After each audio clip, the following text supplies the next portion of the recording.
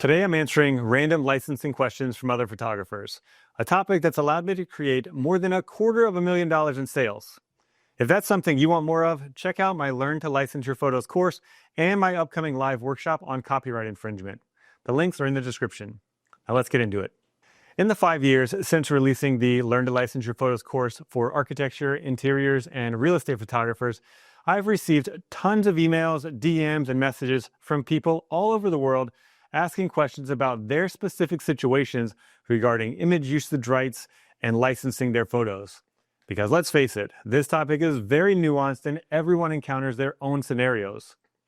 I always try my best to respond to these questions, but recently my inbox got hit with a bunch of good ones all at once, so I thought I'd answer them here in a video.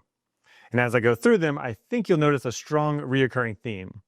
And that is, if a company wants to use your photos to promote their business, then that indicates that your photos have value, which means you should get paid. Let me say that again. If a company wants to use your photos to promote their brand, services, and/or products, then they are trying to make money for their business with the help of your photos, so you should be compensated. All right, on to the questions. First up, double duty.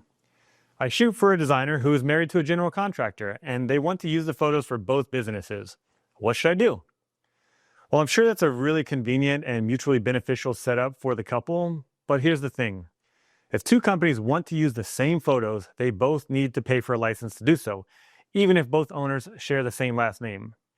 My typical rule of thumb is that if there are two bank accounts and two tax filings, then there's two licensing fees. Meaning if the government views them as two separate companies, so do I. Now, if a single person owns two separate companies, I may give a slight discount on the second licensing fee, but there's definitely still an upcharge and two image licenses. Question number 2, crossover.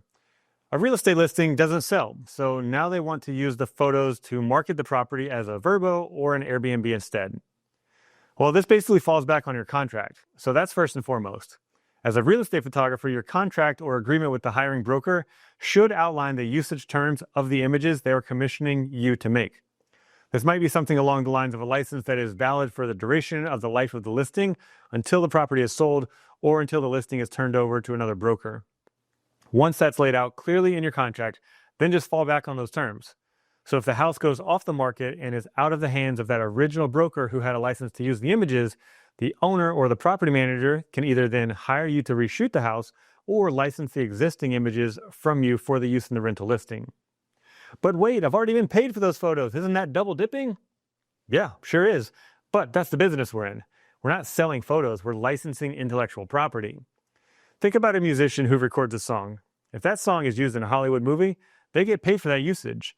And if the same film producers make a sequel to the movie and want to use the song again, they'll pay another licensing fee to that recording artist. Question 3, multiple companies. My longtime commercial real estate photography client offers to pay half of the shoot while their client, which is the building tenant, pays the other half. But they also want to use the image to promote their business too. I don't care who pays half or all of the shoot as long as I get paid. But just because you pay for part of the shoot doesn't mean you get a license to use the images. For this scenario, let's break it into 2 parts. We have the usage for the marketing of the rental of the commercial space, and then we have promoting of a business.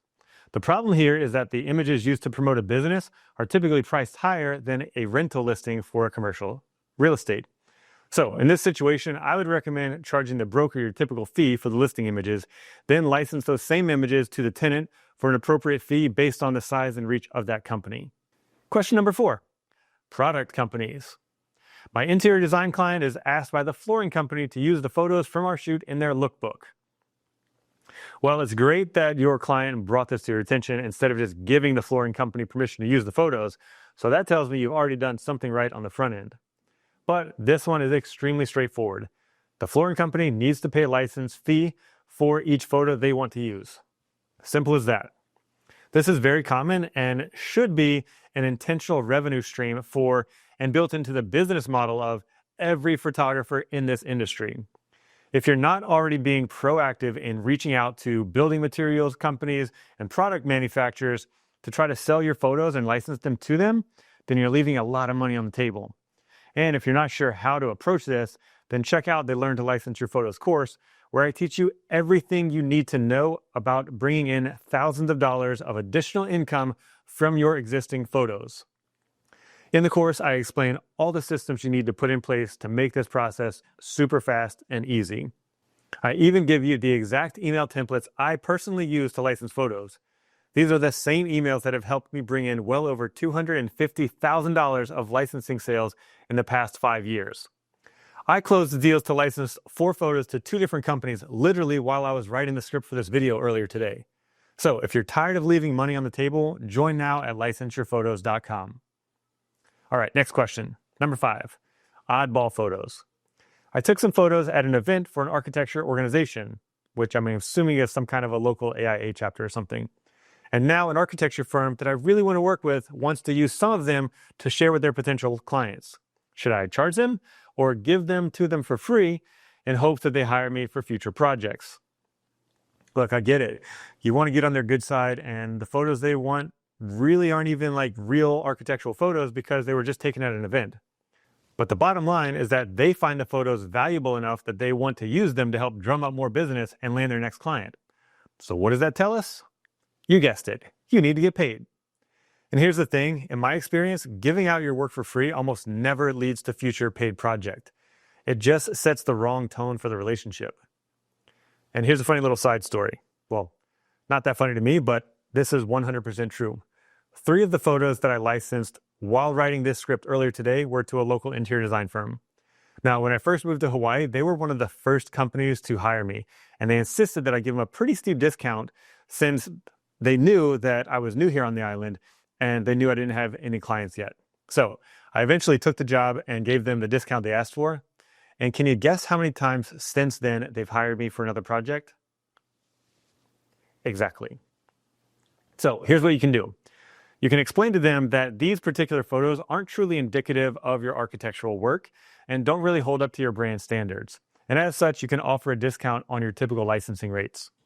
Alternatively, you can ask them to set up a meeting so you can get to know them and learn more about the project and see if it makes sense to schedule a photo shoot of the space so you can help provide them with some really impactful marketing assets that speak to the story of the project much better than your event photos. This does a few things. First, to make sure you get paid for any of your work that is used.